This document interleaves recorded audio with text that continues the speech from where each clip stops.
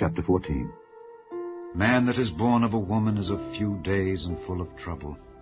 He cometh forth like a flower and is cut down. He fleeth also as a shadow and continueth not. And dost thou open thine eyes upon such an one, and bringest me into judgment with thee?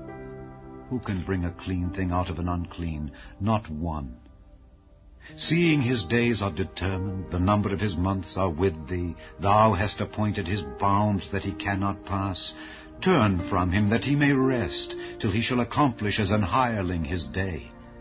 For there is hope of a tree, if it be cut down, that it will sprout again, and that the tender branch thereof will not cease. Though the root thereof wax old in the earth, and the stalk thereof die in the ground, yet through the scent of water it will bud and bring forth boughs like a plant. But man dieth and wasteth away. Yea, man giveth up the ghost, and where is he? As the waters fail from the sea, and the flood decayeth and drieth up, so man lieth down and riseth not. Till the heavens be no more, they shall not awake, nor be raised out of their sleep. Oh, that thou wouldest hide me in the grave, that thou wouldest keep me secret until thy wrath be past, that thou wouldest appoint me a set time and remember me. If a man die, shall he live again? All the days of my appointed time will I wait, till my change come. Thou shalt call, and I will answer thee. Thou wilt have a desire to the work of thine hands. For now thou numberest my steps. Dost thou not watch over my sin? My transgression is sealed up in a bag, and thou sewest up mine iniquity.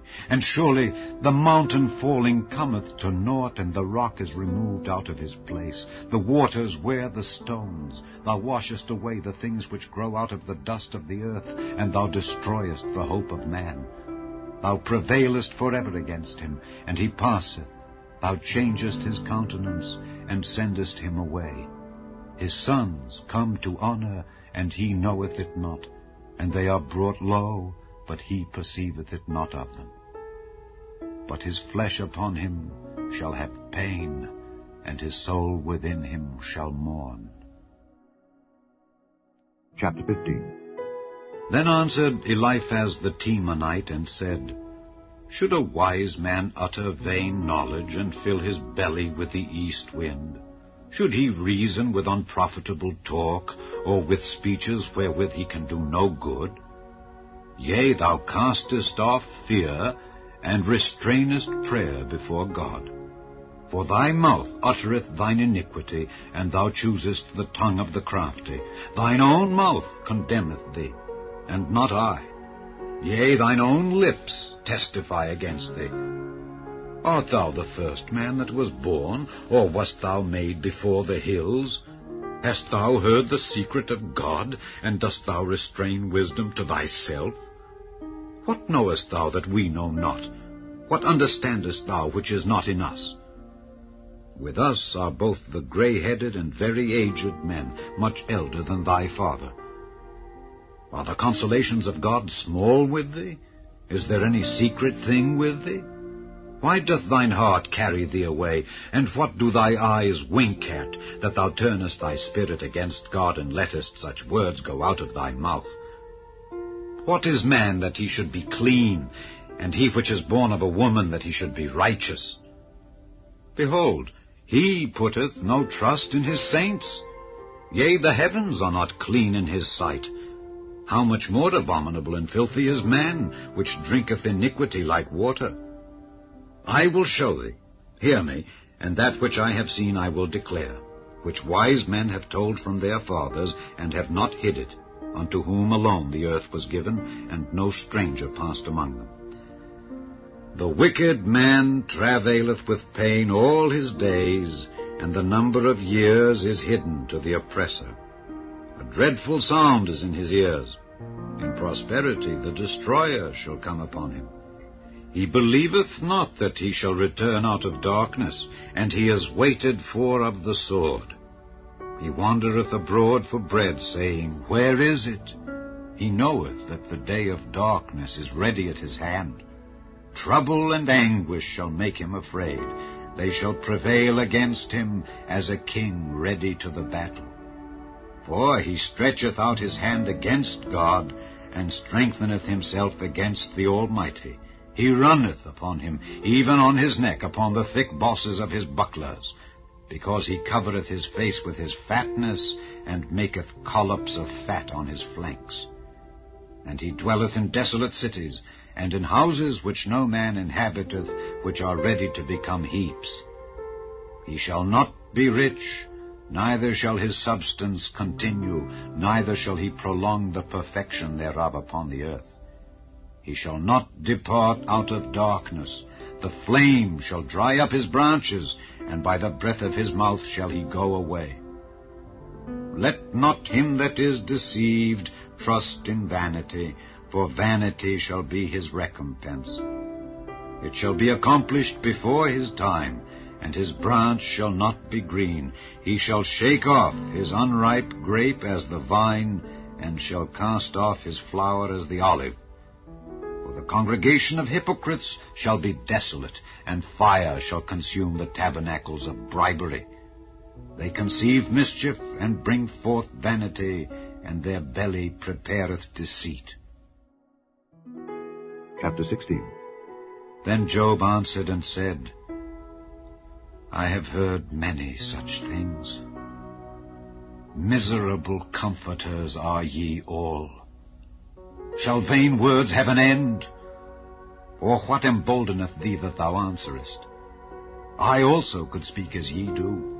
If your soul were in my soul's stead, I could heap up words against you, and shake mine head at you. But I would strengthen you with my mouth, and the moving of my lips should assuage your grief. Though I speak, my grief is not assuaged, and though I forbear, what am I eased? But now he hath made me weary. Thou hast made desolate all my company, and thou hast filled me with wrinkles, which is a witness against me, and my leanness rising up in me beareth witness to my face. He teareth me in his wrath, who hateth me. He gnasheth upon me with his teeth. Mine enemy sharpeneth his eyes upon me. They have gaped upon me with their mouth. They have smitten me upon the cheek reproachfully. They have gathered themselves together against me. God hath delivered me to the ungodly, and turned me over into the hands of the wicked. I was at ease, but he hath broken me asunder. He hath also taken me by my neck, and shaken me to pieces, and set me up for his mark. His archers compass me round about. He cleaveth my reins asunder, and doth not spare. He poureth out my gall upon the ground. He breaketh me with breach upon breach. He runneth upon me like a giant. I have sewed sackcloth upon my skin, and defiled my horn in the dust. My face is foul with weeping, and on my eyelids is the shadow of death. Not for any injustice in mine hands. Also my prayer is pure. O earth, cover not thou my blood, and let my cry have no place. Also now, behold, my witness is in heaven, and my record is on high. My friends scorn me, but mine eye poureth out tears unto God.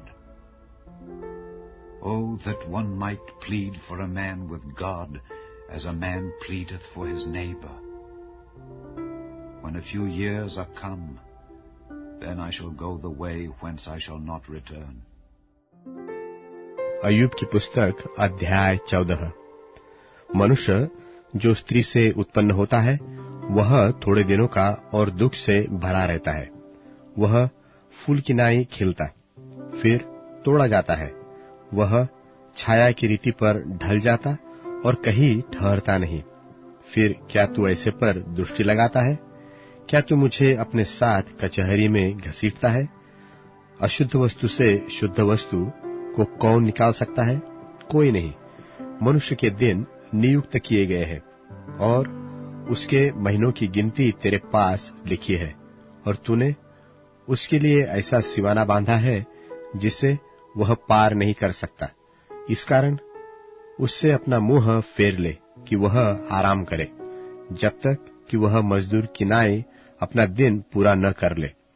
वृक्ष की तो आशा रहती है कि चाहे वह काट डाला भी जाए तो भी फिर पनपेगा और उससे नरम नरम डालियां निकलती ही रहेगी। चाहे उसकी जड़ भूमि में पुरानी भी हो जाए और उसका ठुंड मिट्टी में सूख भी जाए, तो भी वर्षा की गंध पाकर वह फिर पनपेगा और पौधे की नाई उसमें शाखाएं फूटेगी। परंतु पुरुष मर जाता है और पड़ा रहता है। जब उसका प्राण छूट गया तब वह कहाँ रहा? जैसे नील नदी का जल घट जाता है और जैसे महानद का जल सूखते सूखते सूख जाता है, वैसे ही मनुष्य लेट जाता और फिर नहीं उठता।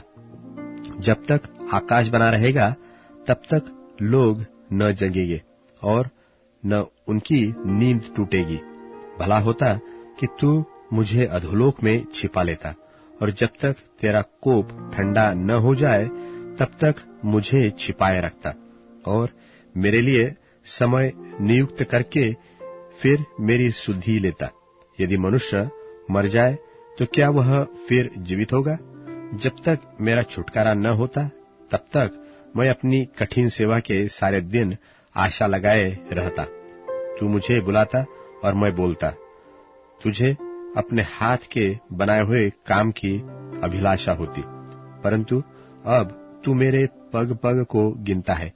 क्या तू मेरे पाप की ताक में लगा नहीं रहता? मेरे अपराध छाप लगी हुई थैली में है और तूने मेरे अधर्म को सी रखा है और निश्चय पहाड़ भी गिरते गिरते नाश हो जाते हैं और चट्टान अपने स्थान से हट जाती है और पत्थर जल से घिस जाते हैं और पृथ्वी की धूलि उसकी बाढ़ से बहाई जाती है। उसी प्रकार तू मनुष्य की आशा को मिटा देता है। तू सदा उस पर प्रबल होता और वह जाता रहता है। तू उसका चेहरा बिगाड़कर उसे निकाल देता है। उसके पुत्रों की बड़ाई होती है और यह उसे नहीं सूझता, और उनकी घटी होती है परंतु वह उनका हाल नहीं जानता। केवल अपने ही कारण उसकी देह को दुख होता है और अपने ही कारण उसका प्राण अंदर ही अंदर शोकित रहता है। अय्यूब की पुस्तक अध्याय 15। तब तेमानी एलीपज ने कहा, क्या बुद्धिमान को उचित है कि अज्ञानता के साथ उत्तर दे? वह अपने अंतःकरण को पूर्वी पवन से भरे। क्या वह निष्फल वचनों से व व्यर्थ बातों से वाद विवाद करे? परंतु भय मानना छोड़ देता और परमेश्वर का ध्यान करना औरों से छुड़ाता है। तू अपने मुंह से अपना अधर्म प्रकट करता है और धूर्त लोगों के बोलने की रीति पर बोलता है। मैं तो नहीं, परंतु तेरा मुंह ही तुझे दोषी ठहराता है और तेरे ही वचन तेरे विरुद्ध साक्षी देते हैं। क्या पहला मनुष्य तू ही उत्पन्न हुआ? क्या तेरी उत्पत्ति पहाड़ों से भी पहले हुई? क्या तू परमेश्वर की सभा में बैठता सुनता था? क्या बुद्धि का ठीका तू ही ने ले रखा है? तू ऐसा क्या जानता है कि जिसे हम नहीं जानते? तुझ में ऐसी कौन सी समझ है जो हम में नहीं? हम लोगों में तो पक्के बाल वालों और अति पूर्णीय मनुष्य है, जो तेरे पिता से भी बहुत आयु के है। परमेश्वर की शांतिदायक बातें और जो वचन तेरे लिए कोमल है, क्या ये तेरी दृष्टि में तुच्छ है? तेरा मन क्यों तुझे खींच ले जाता है और तू आंख से क्यों सहन करता है? तू भी अपनी आत्मा परमेश्वर के विरुद्ध करता है और अपने मुंह से व्यर्थ बातें निकलने देता है। मनुष्य है क्या कि वह निष्कलंक हो, और जो स्त्री से उत्पन्न हुआ है क्या कि निर्दोष हो सके? देख, वह अपने पवित्रों पर भी विश्वास नहीं करता और स्वर्ग भी उसकी दृष्टि में निर्मल नहीं है। फिर मनुष्य अधिक घिनौना और मलिन है, जो कुटिलता को पानी की नाई पीता है। मैं तुझे समझा दूंगा, इसलिए मेरी सुन ले। जो मैंने देखा है उसी का वर्णन मैं करता हूँ। वे ही बातें जो बुद्धिमानों ने अपने पुरखाओं से सुनकर बिना छिपाए बताया है। केवल उन्हीं को देश दिया गया था और उनके मध्य में कोई विदेशी आता जाता नहीं था। दुष्टजन जीवन भर पीड़ा से तड़पता है और बलात्कारी के वर्षों की गिनती ठहराई हुई है। उनके कान में डरावना शब्द गूंजता रहता है। कुशल के समय भी नाशक उस पर आ पड़ता है। उसे अंधियारे में से फिर निकलने की कुछ आशा नहीं होती और तलवार उसकी घात में रहती है। वह रोटी के लिए मारा मारा फिरता है कि कहाँ मिलेगी। उसे निश्चय रहता है कि अंधकार का दिन मेरे पास ही है। संकट और दुर्घटना से उसको डर लगता रहता है।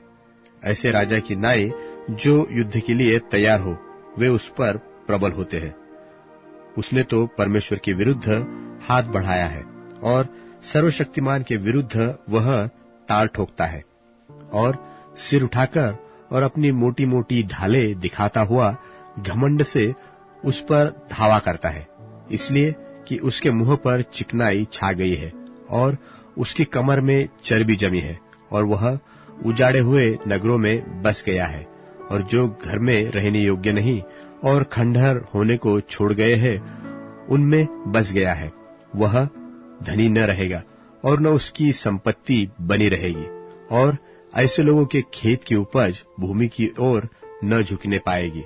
वह अंधियारे से कभी न निकलेगा और उसकी डालियां आग की लपट से झुलस जाएगी और ईश्वर के मुंह की सांस से वह उड़ जाएगा। और वह अपने को धोखा देकर व्यर्थ बातों का भरोसा न करे, क्योंकि उसका बदला धोखा ही होगा। वह उसके नियत दिन से पहले पूरा हो जाएगा। उसकी डालियां हरी न रहेगी, दाख की नाई उसके कच्चे फल झड़ जाएंगे और उसके फूल जलपाई के वृक्ष के से गिरेंगे, क्योंकि भक्तिहीन के परिवार से कुछ न बन पड़ेगा और जो घूस लेते हैं उनके तंबू आग से जल जाएंगे। उनके उपद्रव का पेट रहता और अनर्थ उत्पन्न होता है और वे अपने अंतःकरण में छल की बातें गढ़ते हैं। अय्यूब की पुस्तक अध्याय 16। तब अय्यूब ने कहा, ऐसी बहुत सी बातें मैं सुन चुका हूँ। तुम सबके सब निकम्मे शांतिदाता हो। क्या व्यर्थ बातों का अंत कभी होगा? तू कौन सी बात से झिड़क कर उत्तर देता? मैं भी तुम्हारी सी बातें कर सकता हूँ। जो तुम्हारी दशा मेरी सी होती तो मैं भी तुम्हारे विरुद्ध बातें जोड़ सकता और तुम्हारे विरुद्ध सिर हिला सकता। वरन मैं अपने वचनों से तुमको हियाव दिलाता और बातों से शांति देकर तुम्हारा शोक घटा देता। चाहे मैं बोलूं तो भी मेरा शोक न घटेगा, चाहे मैं चुप रहूं तो भी मेरा दुख कुछ कम न होगा। परंतु अब उसने मुझे उकता दिया है। तूने मेरे सारे परिवार को उजाड़ डाला है और तूने जो मेरे शरीर को सुखा डाला है वह मेरे विरुद्ध साक्षी ठहरा है और मेरा दुबलापन मेरे विरुद्ध खड़ा होकर मेरे सामने साक्षी देता है। उसने क्रोध में आकर मुझको फाड़ा और मेरे पीछे पड़ा है।